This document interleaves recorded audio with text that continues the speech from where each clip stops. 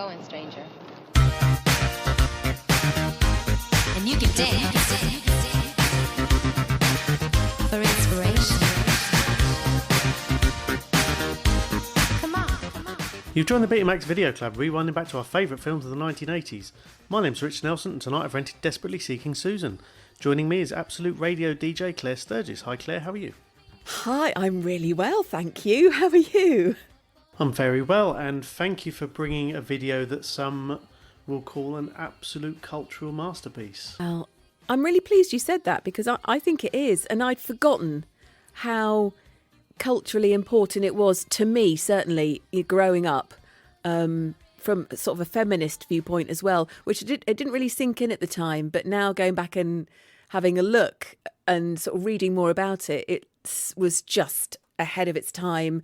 And anyway, I'm sure we will discuss that as we go. Well, as we discussed before we started recording, I think this is the first time I'd seen the movie all the way through from start to finish, and watching it now, sort of 35 years or so later on, it's very much a time capsule in the way that the movie was marketed as a Madonna vehicle, even though when the film was made, she was only still a rising star, and coming back in 2020, and even now she's still arguably the most influential pop musician ever, certainly female-wise.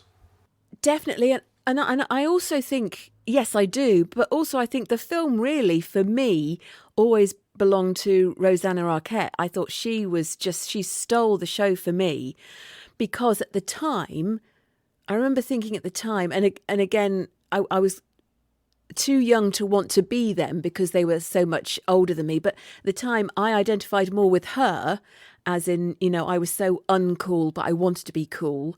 Madonna was untouchable, as was Susan. So for me, the film was all about Rosanna Arquette, and Madonna was just something that was just like, oh my God, I idolised and worshipped her.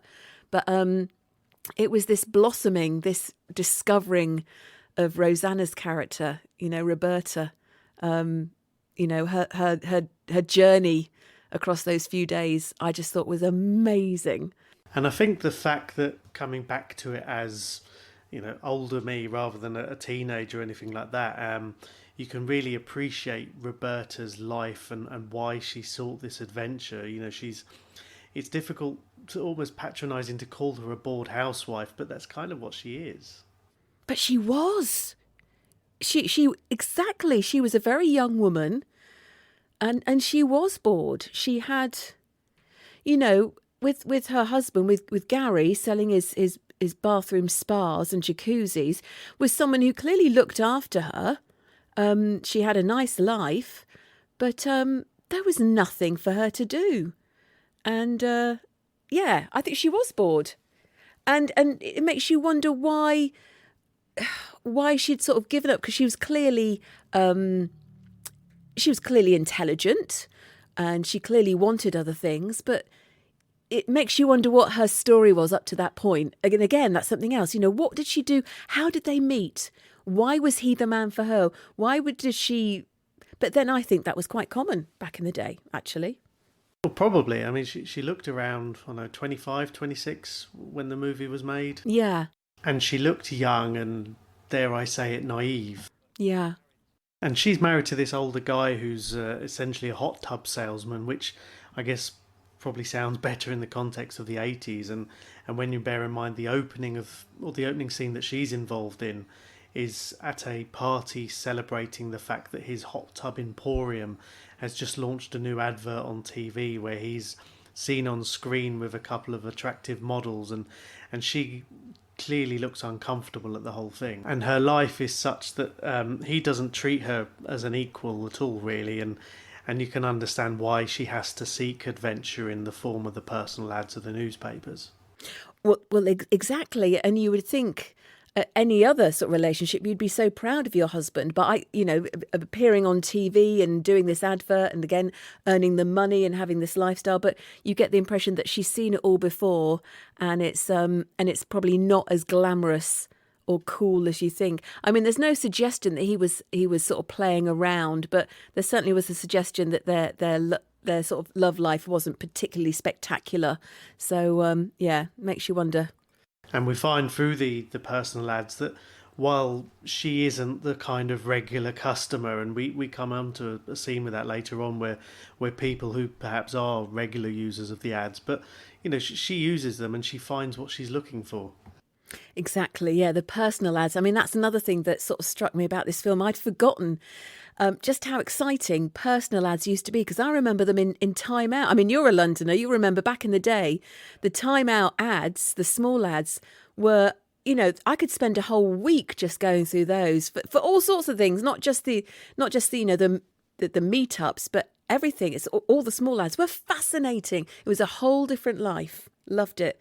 So yeah, totally. That brought all those memories flooding back. And I think if some crazy person ever came along and wanted to remake the film, then they wouldn't have to do too much really other than evolve how they communicate through the chat, whether it's an app or a website or I don't know, Facebook or something like that, where you just need to keep that in touch and that's it. Yeah, I think it could happen now. I think because it's so different and yet it is so similar in its feeling. What I think would make it different was the fact that, of course, now you're never far away. I always know where my friends are. I always know where, you're a phone call, a text, a tweet, a Facebook Messenger away. You can't disappear like Susan used to disappear, or like Jim used to disappear. No one disappears anymore. Well, they do, but in a relationship, like unless you want to be gaslit or ghosted, people just don't disappear. We're far too contactable these days, and again, that's what I loved about this. You could be mysterious and enigmatic and just disappear for a few months. And that was almost okay. I mean, Jim was quite happy to let Susan, she's off doing her thing. I'll see her in a few months. I'll just check the small ads. So that romance, that romance of, of disappearing. Love it. You see it today when people, whether they delete their social media profile or they just turn their mobile off for a little while and go off the grid. In 1985, I suppose the equivalent would just be don't answer your house phone and you're away. Exactly. Yeah. Yeah. Just stick on the answer phone and off you go. Yeah. The answer phone. Gosh. Yeah. There you go. And at this point, we're formally introduced to Susan. She's woken up in a Atlantic City hotel room. We meet her getting off a bus at Port Authority in the middle of New York City. And it's that really memorable piece that we see. And I know you share the picture on Twitter quite often of Madonna in a lady's bathroom drying her pits on a hand dryer. It's quite iconic. This is my my favourite movie moment. I think one of the most iconic moments in the Port Authority ladies' room. She's drying her hair and her face and her armpits, and she's just sorting herself out. It just looks amazing. Everyone I know, I think at some point has done the same thing. Maybe not the armpits, but certainly you dry your face and your hair as well as your hands on those dryers. I do remember doing that when I was a kid after swimming at the swimming pools. My hair, maybe not my armpits. And I certainly didn't look anywhere near as cool as Susan did in that toilet. No one looks as cool as Madonna with drying your pits in a bathroom. I can imagine the people who do that on a daily basis now are certainly not Madonna anyway. No. I suppose she can get away with it being Madonna, but again, we had talked previously about perhaps these days Madonna is seen almost as completely mad, and I don't know if it's a money or just the other planet that she lives on. I just think Madonna now, because I still think she's amazing, but I think Madonna is a person, a celebrity, a famous person who no one says no to her, really. I mean, she does pretty much what she wants to do when she wants to do it. So it's one of those things in life where when you're surrounded by yes people, you will do. And I don't think she's not crazy, but she just does what she wants. And she lives in this strange, surreal world of just, she has everything she could wish for. I mean, she worked so hard for what she wanted. She took so much shit back in the early days. I think she just thought, well, got nothing to lose. And she's kept that mindset, I think. And I suppose the big question everyone's probably wondering is, in your line of work, have you met Madonna? I've never properly met her or interviewed her, but I did when I worked at Radio 1, which would have been early 90s, when I worked as Simon Bates's broadcast assistant. I got invited to a party of hers just off Carnaby Street. And she was having a party in a club. I forget which club it would have been, just off Carnaby Street. It was down Kingley Street. And I was dancing on the dance floor with her and Terence Trent D'Arby. So that sort of ages me, doesn't it? That's my claim to fame. But no, other than that, and I didn't really officially meet her then. So no, I've never met her. And I'm pleased because, friends of mine like Joe Wiley has interviewed her and she's absolutely terrifying. I mean, I'm sure she wouldn't, but I think she used to love being terrifying. She loved that. Simon Bates interviewed her on a couple of occasions and was utterly, utterly terrified of her. But she loved that. She loved that as well. But then I suppose to us mere mortals, if the price you pay to have the success and influence that Madonna has is to be terrifying to professionals interviewing her, then that's, I guess, the price you'll happily pay. And that's what she did and continues to do, I think, definitely. And when you put Madonna in the context of the time and her contemporaries, I was chatting to my wife about it when we were watching the film, and you kind of think that perhaps really, in terms of solo artists, you're looking at maybe either Prince or Michael Jackson in that world. Yeah. And even though perhaps her music isn't making the mark that it used to do, she's still massively relevant. She's still involved in a lot of work, supporting other artists. And, most adults in the Western world would have heard her music at some point. She's still, she might not be getting the massive number one singles or albums, but I think that is partly because her fan base is a bit older, so they're probably still buying the CDs, whereas the kids now are just streaming, aren't actually buying music. But, she did those massive, it's not a massive place, but she sold out the London Palladium for 2 or 3 weeks instead of doing a massive Wembley show, which I thought was such a good idea. Really a real intimate venue for fans to really get up close with Madonna, and masterstroke, I thought that. So yeah, she's still relevant. She is still relevant. I know people do laugh at her and go, "Oh, Madge is off on one," but she's still relevant. She's still doing it. She's still working with incredibly interesting people as well. She knows who to pick to produce, who to work with. And yeah, if you look at her contemporaries, I mean, I think of Live Aid. She appeared at Live Aid, didn't she? And you think, she was just coming up then. She wasn't even at the top of her game then. She was certainly on the way. But and she's still there and she's still doing it. And she's still, she is amazing. But back in 1985, she had the world at her feet. And I think she was just about, when this was released, she was just about to go on her Like a Virgin tour, that was the tour, wasn't it? Where it really cemented. It's like, okay, yeah, she's here to stay. I mean, sticking with something that I tend to do on the podcast is I normally finish the episode with the song that was number one at the time this came out in the UK.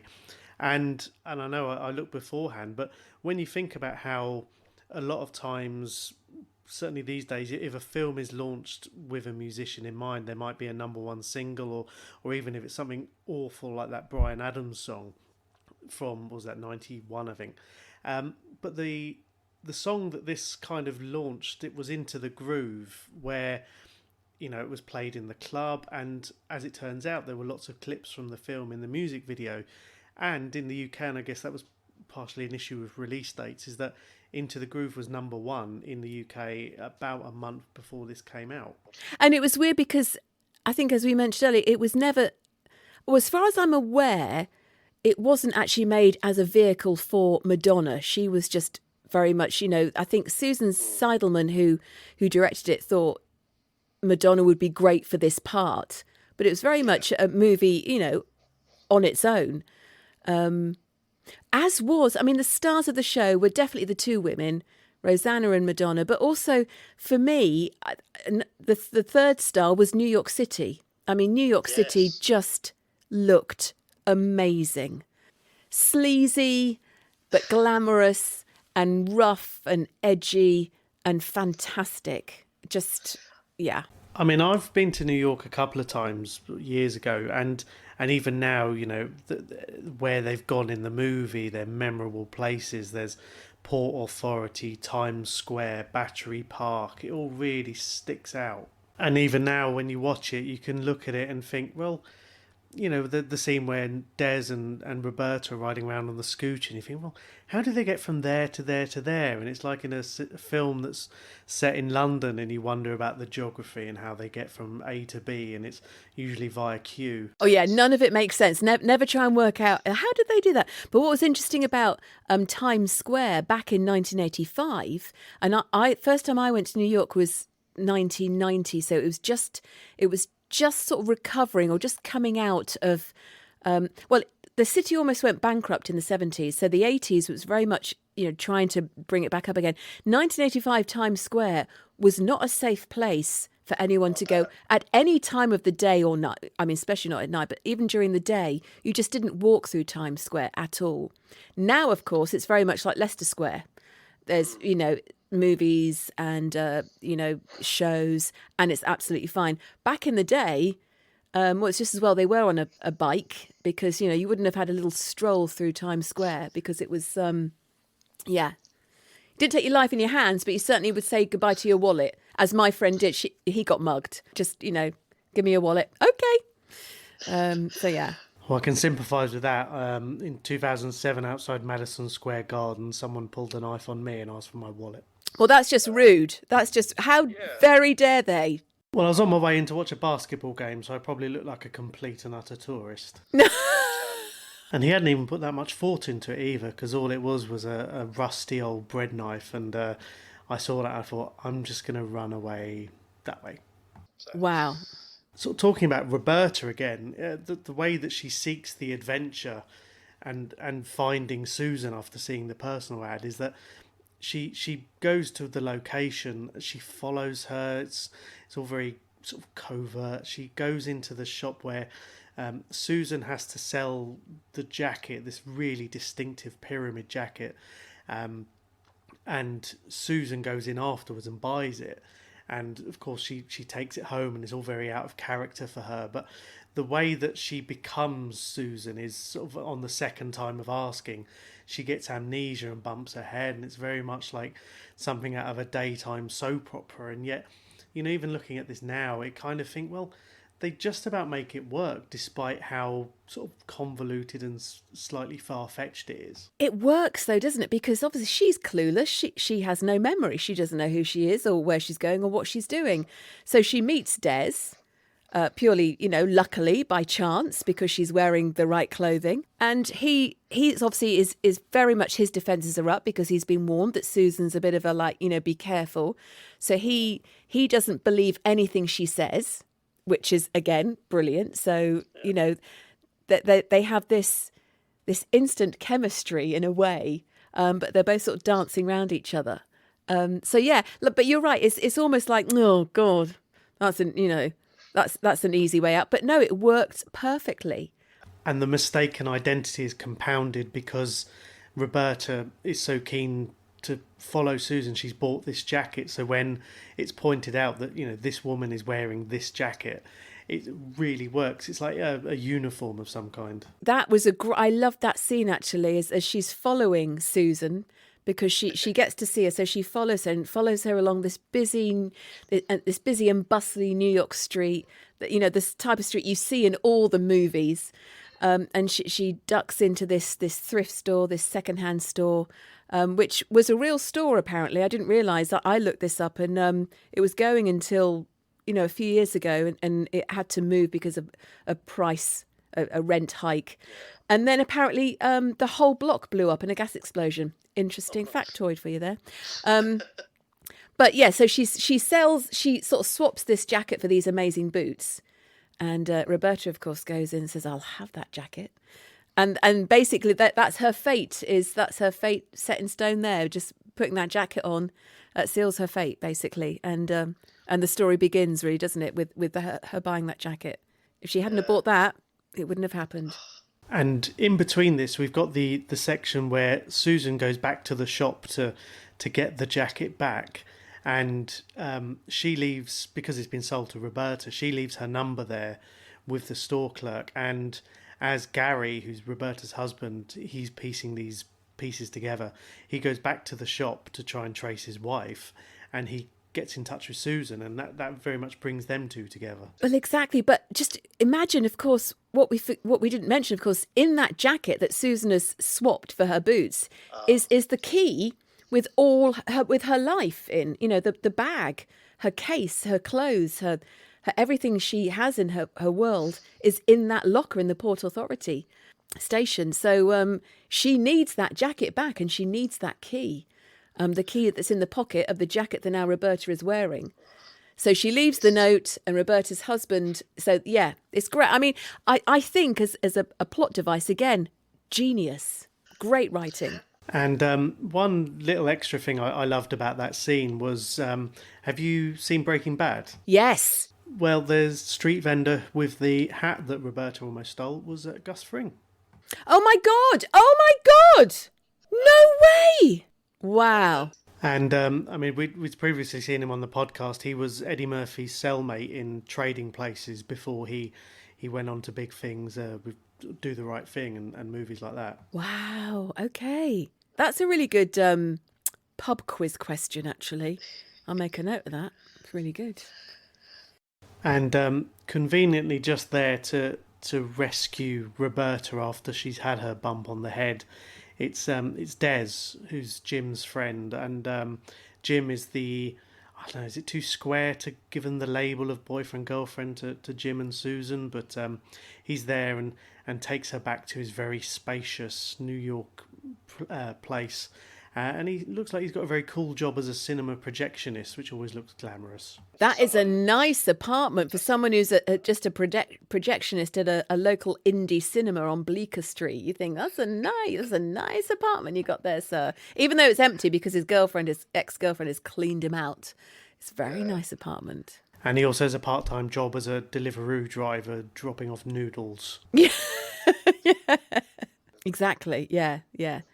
And very conveniently at this meetup, Susan is taken out of the picture by being arrested and taken to jail for not paying her cab fare. And yes, it's convenient, but it's amusing that it demonstrates, as we see throughout the film, Susan's not someone who likes to pay her way through life. Do you know what, Rich? I know people that I've known people like that. Why pay when someone else will be?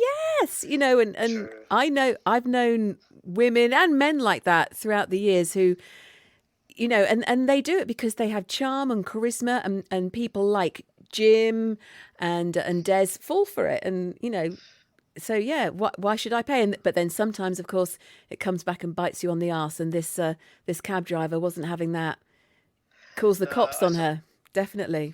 I'd very much put myself in the Jim or Des charisma stakes here rather than Madonna, but I don't think I'd be able to get away with anything like that. But yeah, she certainly looks like she's jailed before. She's not scared or anything about the system. She knew the score. She knew what she had to do. Yeah, yeah, part of the job.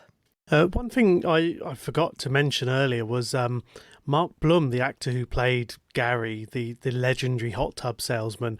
I had more memories of him from being the sort of sleazy boyfriend in Crocodile Dundee. Came out a year after this. Oh God, of course, yes. And he died in March of 2020 from COVID, actually. And that was back in March, wasn't it? It wasn't long ago, was it? Yeah. And you could see after he passed away, and using Twitter as a barometer again, the people kind of remembering him, about half were from his role in Crocodile Dundee and half were for his role as Gary in this. Oh, I see. Right. Okay. Definitely from the Desperately Seeking Susan camp. Now, there's a scene where he is trying to report Roberta as missing because she hasn't come home because of her amnesia.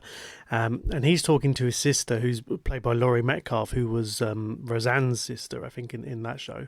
Yeah, she was great, wasn't she? I think she that was a great, I mean, not a huge character, but again, really important just so we could really understand what Gary was about.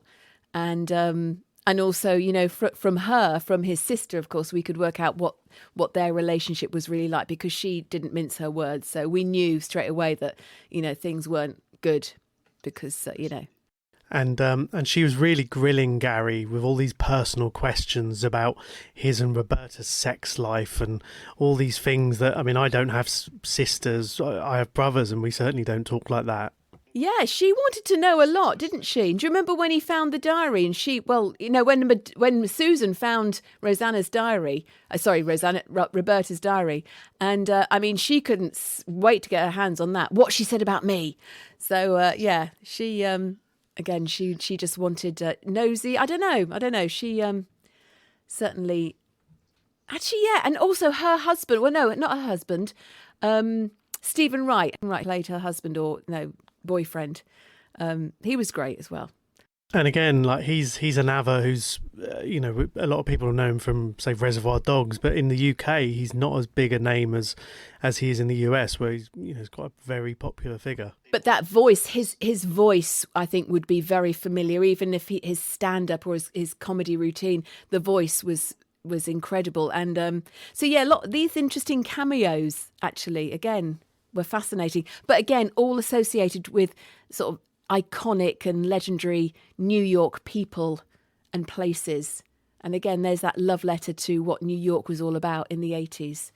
I suppose it's a lot more authentic than certain things you'd see now. I think if you watch something like, I don't know, I'll use Notting Hill as an example again, that really isn't the real London, I suppose, unless you live there. Oh, for sure, definitely. I could, and again, I don't know if you thought when you watched it again, I could smell New York. I could smell the, you know, the food stalls that you were walking by. You could smell the sort of it was muggy, it was warm, it was just, I loved it. And at this point, Roberta and Des are starting to bond. They're having a very romantic evening on the rooftop with noodles and saxophones playing. And there's the part, I think is the morning after, where Roberta's putting on Susan's clothes because they got her bag from the locker. And Des has a cheeky little perv. A little bit saucy, wasn't it, Rich? A little bit saucy. There was a little bit more nudity than I remembered, but I think when they classified the film, the BBFC said that described it as brief breast nudity, if that sells the film to anyone else. Exactly. I don't remember any of that nudity at all, but there was a little bit, wasn't there? A little bit of Des's butt as well. I was just like, oh, hello. Something for the girls.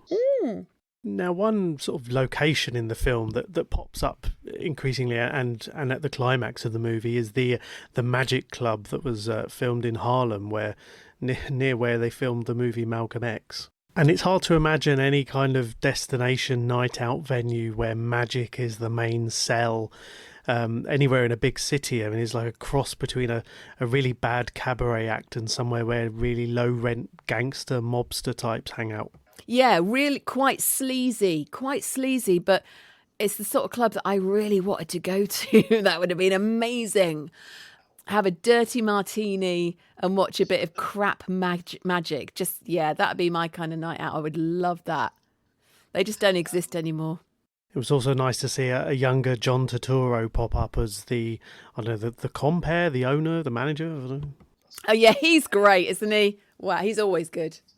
And Roberta sees a help wanted sign in the window. She goes in, she becomes the magician's assistant, and they like her because she's attractive. And this is like the world's worst magic show where she ends up looking after these doves that are like cast-offs from an old Butlins holiday. And then she's given the doves to take home and practice with. So, you know, she's landed with doves in a cage as basically a handbag for the next sort of, you know, day and night. Perfect. Again, iconic imagery. Love it.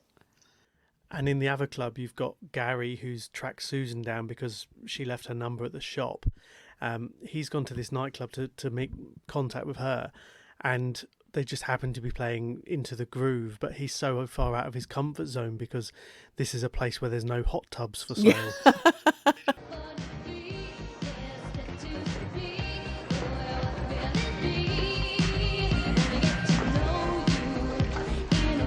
Jerry Glass, right?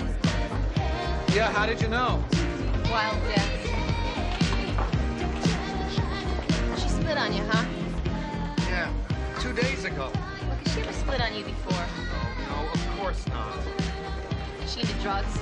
Drugs? Roberta? She's never smoked a joint in her whole life. She's probably the straightest person in Fort Lee. Uh-huh. Look, what are you driving at? Well, yeah, of course. And what a great song. But that was filmed at Danceteria, which was the club that Madonna first appeared at when she did her first ever live performance in that club. So I would imagine that she was very keen to have that club featured. I'd like to think that she played a part in including that. And I would imagine that most of the people we saw in that club were probably Danceteria sort of club regulars. I'd love to think that was the case. And that club didn't last for much longer, I think, at that venue, just a few more years. And then I think either moved somewhere else and then eventually shut down. I think that really did sum up sort of the punk, goth, new romantic element of the city. Very much so. There's definitely a very broad mix of punters in there. It's a lot more diverse than you'd think, and probably very different from how New York City is often portrayed. Yeah, definitely. And it was very much very much a representation of what was happening in New York at the time. Very much so. These people were there and they were in these clubs. They were clubbing at midnight and going home at 7 a.m. And the club life in New York was just iconic. Most things in New York were just iconic. So it's really pleased that Susan Seidelman decided to include that club in the film. It's good. I suppose it's difficult for me to say not having been in that world, but if you're someone like Madonna and you've had these sort of contacts and people that you've worked with in the past, and even if this isn't your movie, despite, well, something I actually found researching was the front cover of the video release of this, where in inverted commas at the top of the video said, "That Madonna movie, the New York Times." Oh, really? And you couldn't tell whether it was being sarcastic or not. Oh. But yeah, even Madonna as this rising star must have had some influence or some say on having that particular venue involved in the movie. It's obviously special to her in some way. Yeah, I mean, it's interesting. I would love to interview the director, Susan Seidelman, because she also would go. She's done a few films, but no real anything sort of as famous as Desperately Seeking Susan. However, she did direct a handful of episodes of Sex and the City, including the pilot episode. And again, if you go back now and watch the pilot episode of Sex and the City, as far as New York is portrayed in that, it's very similar. It's all about her love for New York. It's very similar, but obviously in the 90s as opposed to the 80s. So I guess if you've got an eye for that thing, then you're going to include it. I haven't seen a huge amount of Sex and the City, but even from the limited amount I've seen, a huge part of it is the scenery, the settings, the locations.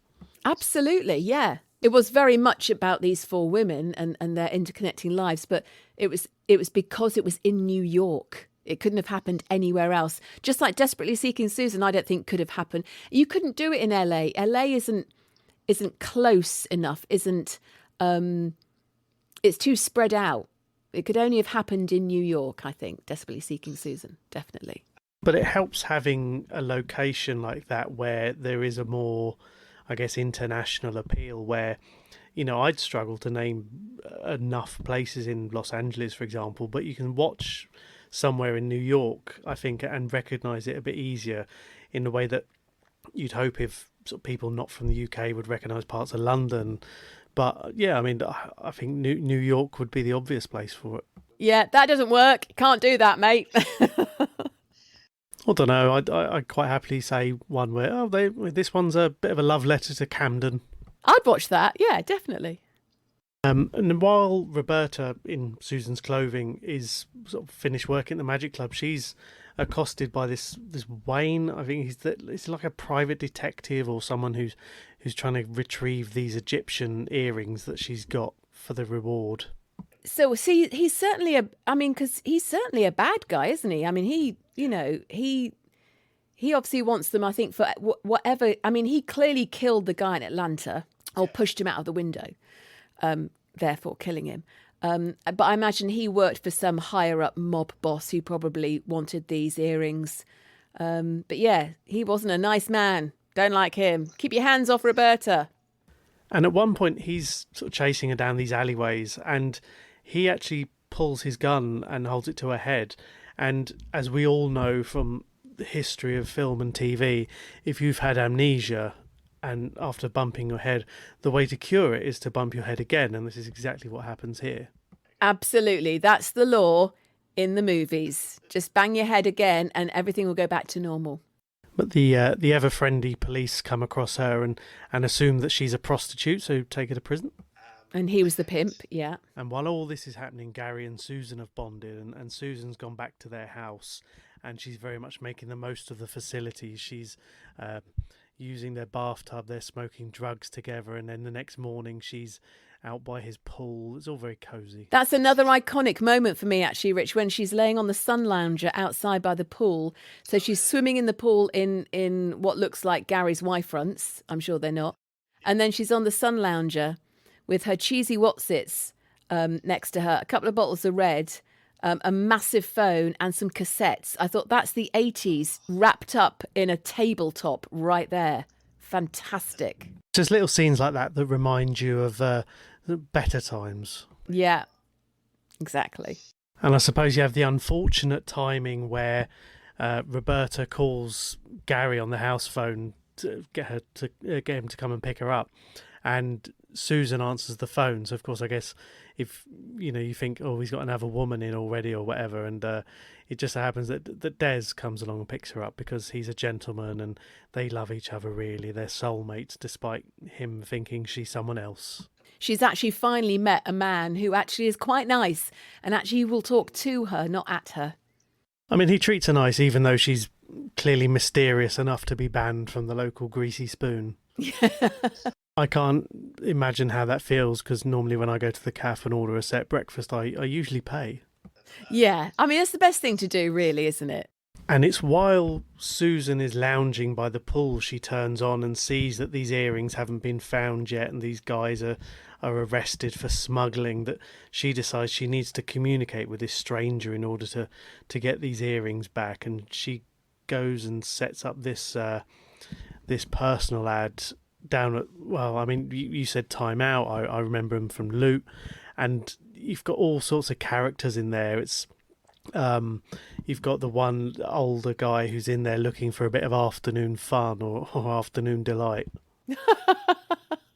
I know. God, you mentioned Loot, of course. Loot. Wow. Well, another interesting thing. Did you notice when Susan walks into the newspaper to place that small ad, she walks by the triplets who give her a very admiring look. And those triplets, again, that was a cameo appearance for those three lads who, about 3 or 4 years previously, had been reunited. So they were quite famous in New York at the time. There were triplets who had been separated at birth as part of an experiment, a scientific experiment. And they had met again purely by chance, and the press had picked up on it, and they'd become these celebrities because of it. So that's why they featured as a cameo in Desperately Seeking Susan, I think at Madonna's request.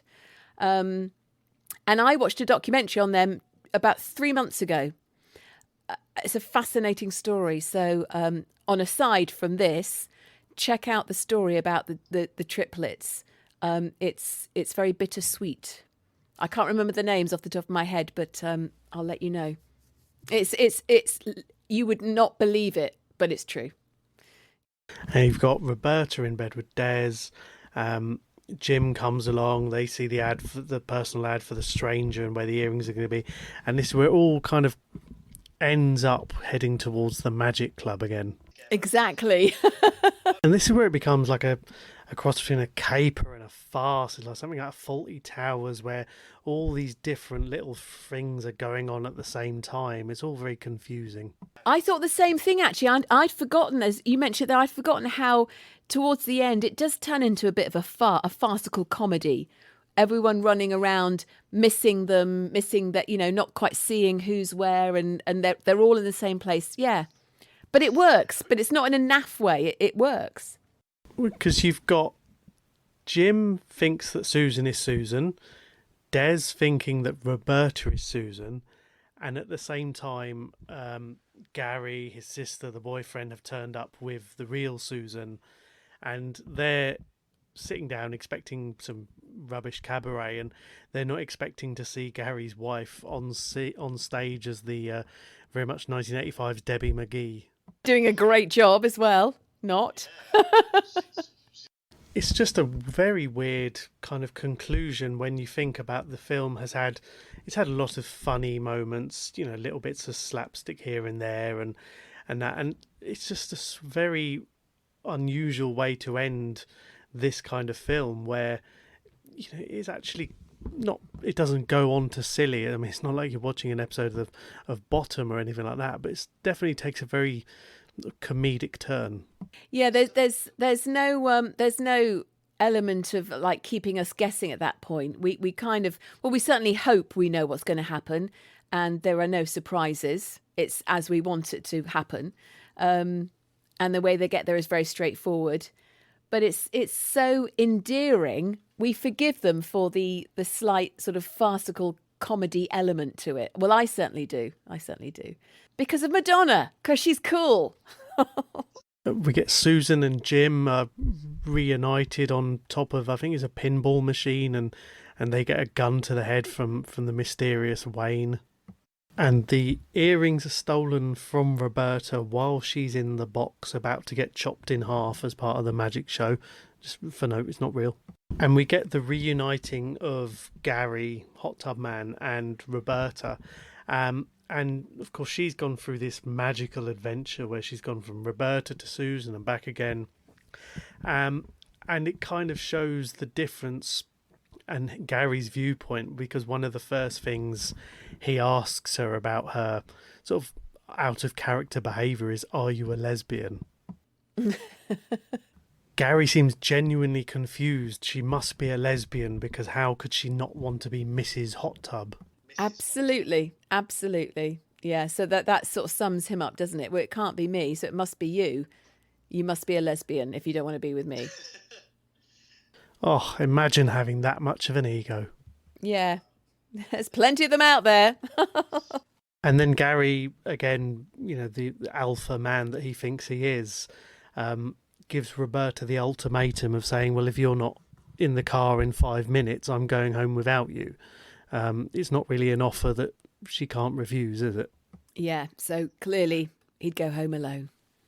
It just doesn't sound like much of an ultimatum. It's basically, do you want to go home in 5 minutes, make a decision do you want to go home and be treated like the help and really go back to this life that you've dreamt about escaping from? Or do you want to go to Des, who, yeah, maybe he's not as rich and he's not as well off, but he seems pretty cool, and he actually genuinely seems to like you.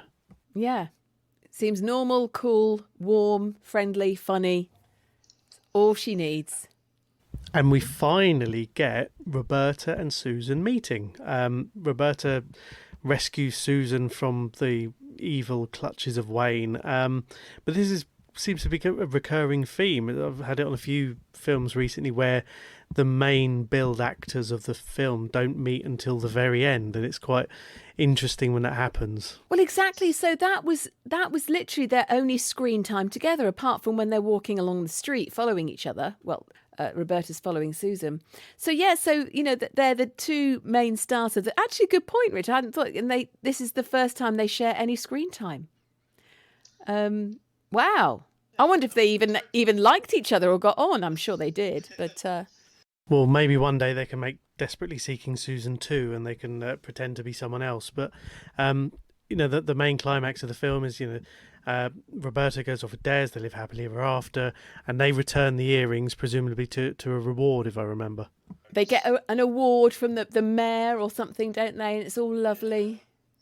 It's a nice little ending, and I think the way that we've seen that the two main characters, Roberta and Susan, have these very different lives, but they probably do get on, and it'll be interesting to see. And I'm not proposing a sequel in any way, but I'd be interested to see where Susan's life turns after this. I mean, does she even start paying for things? I would have loved a follow up, but then no, I think it's a perfect piece of cinema as it stands.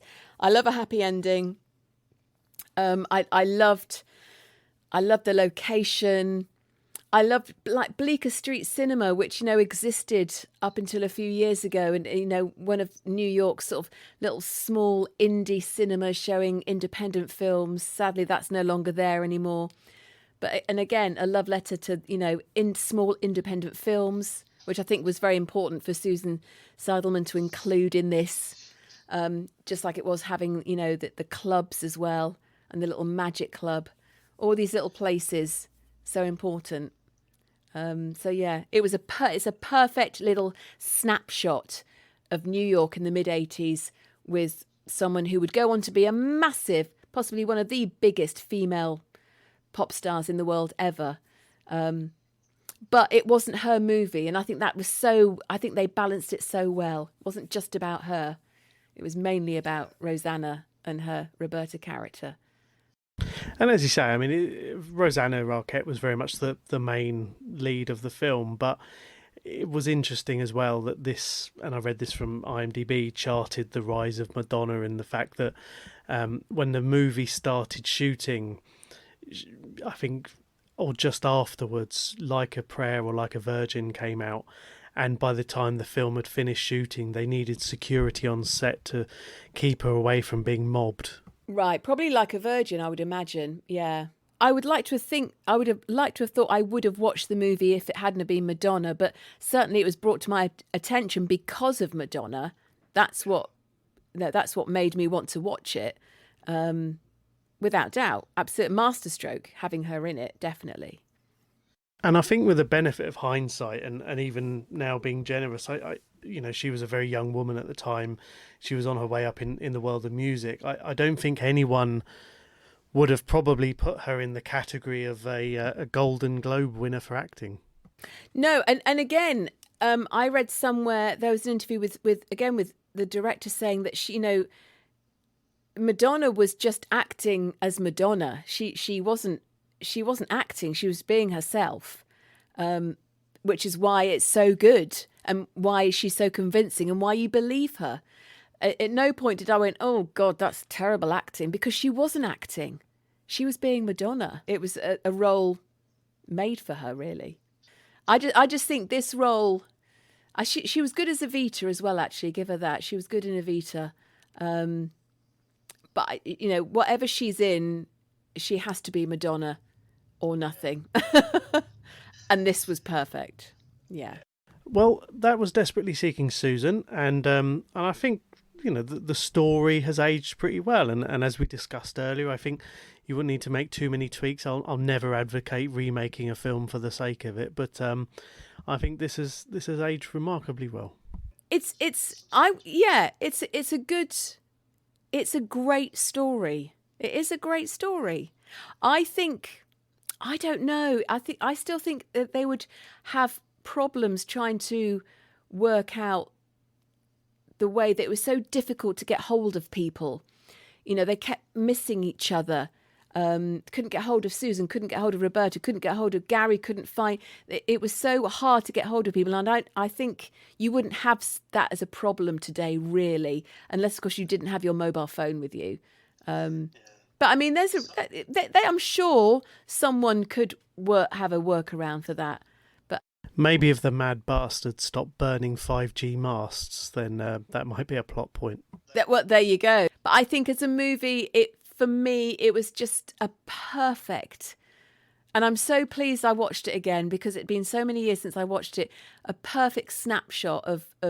mid-80s New York. Love the story, love the characters. Gotta say though, Rich, for me, New York is the absolute star because I love that city so much. And it's so different now. Much like, I mean, you're a Londoner, you know, you've been here all your life. So you know, like what Soho was like in the early 80s, early 90s. And again, could be deeply unpleasant for many people, but it was also glamorous and sleazy and edgy and beautiful. And it was amazing. Well, Claire, again, thank you very much. And we best return that Madonna movie to the video shop before we get charged any late fees. Now, as you discussed, you're often heard on Absolute Radio. So where can people find you and what can we expect from your shows? Well, you'll hear me every Friday night for Absolute 80s, of course. So every Friday, I play all the greatest hits of the 80s. And then on the Saturday, if you like a bit of classic rock, a little bit of yacht rock, a little bit of punk rock, a little bit of grunge, I'm there every Saturday night for a bit of a rock party. And then I do the request show on a Sunday. I pop up on Absolute Radio at the weekends. And is there a lot of Madonna on your playlists? On Absolute 80s, yes. Not on the Absolute Radio main station. She's not really one of our target artists. We play more sort of guitar-based music. But definitely on Absolute 80s, you'll hear Madonna, definitely, yeah. And I'll be honest, and this isn't being biased at all because you're a guest, in our house and in the car, Absolute 80s is pretty much always on because, well, you've got to stay on brand, and the 80s just had great music. Well, I thank you for that, yes. No, I love a bit of 80s. I mean, do you know what? I love all the decades. I love all the decades, mate, but 80s I think is a safe place to be. Music-wise, definitely, yeah.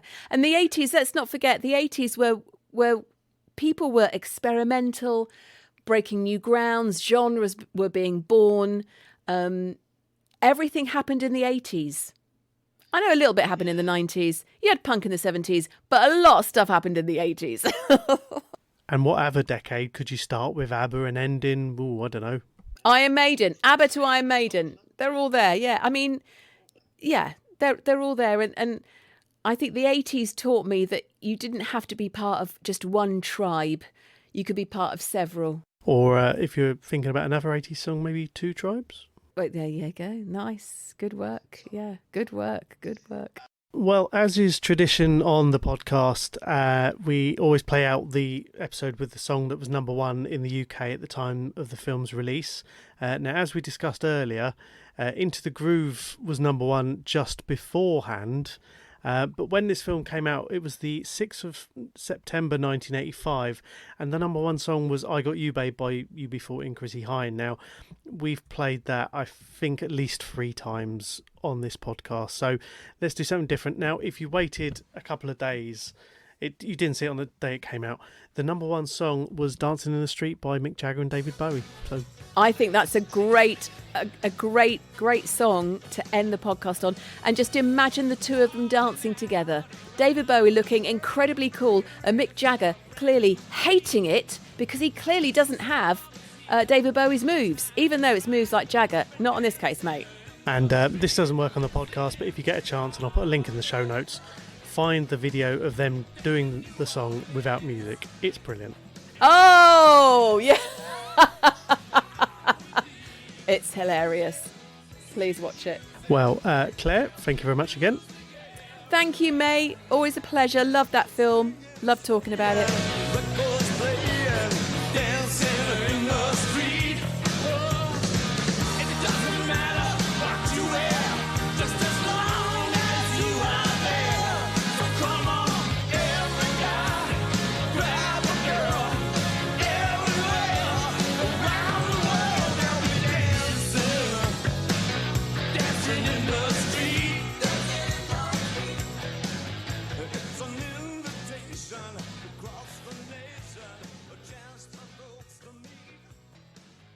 This podcast was brought to you by executive producers Gary West, Fergus Higginson, Keith Foster, Jimmy Fletcher, Mark Drakes, Matt Cunnington, Christian Dees, Chris Hopkins, Omar Zambon, Ian Madrell, Catherine Lowe, Mark Makin, Zoltan Vargo, Simon Smith, Laurie Curran, Wayne McNally, Darren Hodgkins, Dan Wellington Alex Heal, Philip Rothenberger and Alan Fewings, and associate producer Chris Oakley.